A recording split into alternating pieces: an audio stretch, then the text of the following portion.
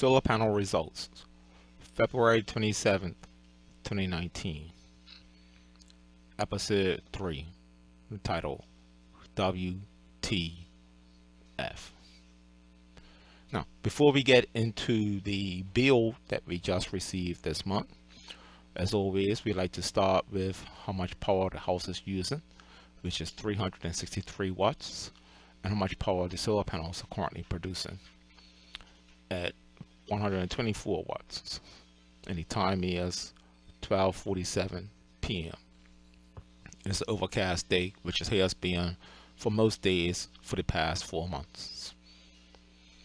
Now, total for the people that have just tuned in to this channel, we've gotten 108 kilowatt hours from the grid and the solar panels in total, or I should say 801 kilowatt hours have flowed through the house, that's in and out, since January the 1st, 2019 at 12 a.m. in the morning, and 169 kilowatt hours from the solar panels for that same time frame. Not great, but what can you say? It's been overcast for the past 4 months. Now, for the people that want to know, are solar panels worth the money? This is the information you probably want to see. From February 2016, when I had no solar panels, we got 949 kilowatt hours from the grid, with an average of 30 kilowatt hours a day. And you can see the costs associated with that. February 2017, with solar panels, a 1,000-watt solar panel system, or I should say a solar panel system that produces up to 1,000 watts, give or take 100 watts or so, depending on the weather. We got 299 kilowatt hours, which was a reduction of 650 kilowatt hours for the month, and a reduction of 20 kilowatt hours per day. Now, if we look at February 2018 and compare that before and after, same thing, 625 kilowatt hour reduction and a 20 kilowatt hour per day reduction. And for the current year of 2019, we have a reduction of 577 kilowatt hours per month and a reduction of 18 kilowatt hours per day. So even though I have a small solar panel system and a small battery system, the reduction in power required from the grid has been greatly reduced, in my opinion. Now, with that out of the way, let's take a look at what the solar panels have done for the last month. Okay, for the first week in January, we have how much power we got from the grid, which is actually power that came in and power that went out.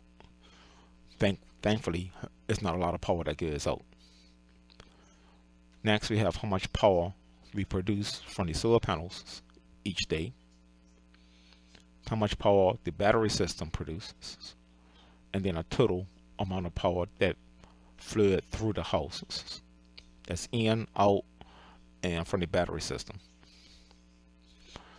Again, it was an overcast month, like it has been for the past few months, so there's not much to see here.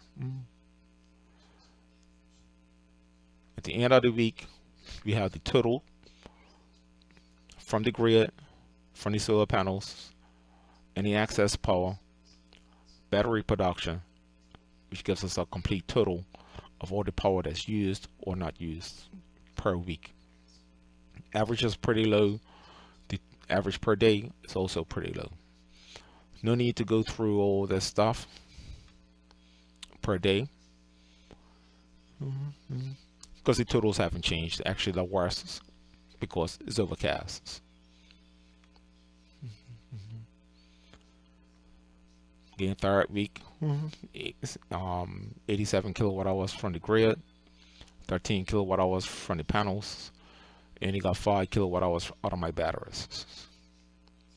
And with 2 days left to go in this month, we're at 58 kilowatt hours from the grid, 17 kilowatt hours from the solar panels, 80 kilowatt hours in total.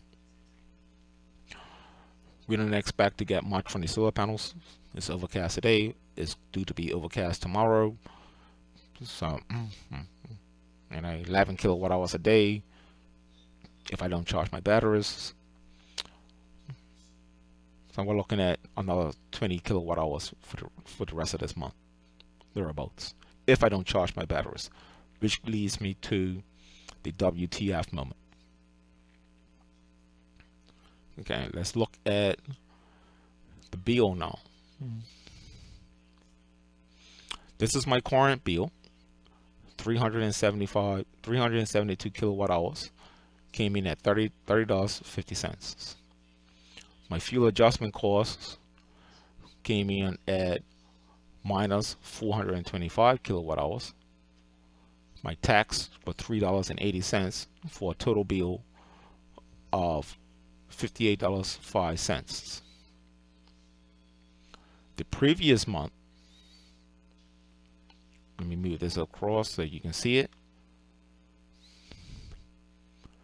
We had 387 kilowatt hours for $31.73. My fuel adjustment costs, or power cost adjustment, I'm thinking Bermuda, I'm sorry, I'm not in Bermuda anymore, was minus $5.54, and my tax was $3.79, which gave me a total of $57.98. You notice the difference. My kilowatt hour costs went up, my power cost adjustment went up, and my tax came down, which cost me less money in January. So in February, I got 15 kilowatt hours less power, my fuel cost adjustment went down, and my tax went up. You say, WTF? What am I talking about? Let's take a look.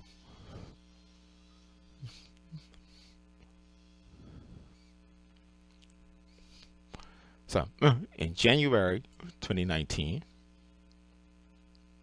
we got a bill for $26.19 with a $57 total, $57.98 total.